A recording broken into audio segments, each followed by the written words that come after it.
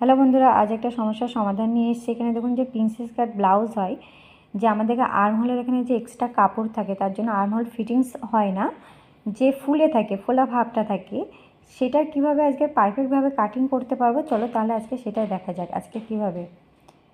এখানে আমি দেখুন নিচেই যে আমার ওয়েস্ট ডার্টটা আছে, ওয়েস্ট ডার্ট এখানে আমার যত থাকবে 2.5 ইঞ্চি, তারই হাফ আমি এখানে আর্মহোলে নেব। আপনারা যত ওয়েস্ট ডার্ট দেবেন তারই হাফ এখানে নেবেন। আমার 2.5 ইঞ্চির হাফ হয় 1.25। আমি এখানে 1.25 এইখানে আমি নিয়ে নেব।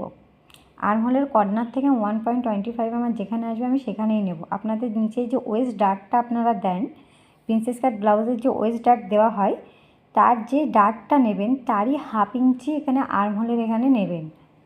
আমার এখানে হাফ এসছে, আমি 2.5 ইঞ্চি দেওয়া ছিল আমার ওয়েস্ট ডার্ট, তার হাফ ইঞ্চি আসলে 1.25 আসবে। সেই 1.25 এখানে আমি কাটলাম, তবে 1.25-এর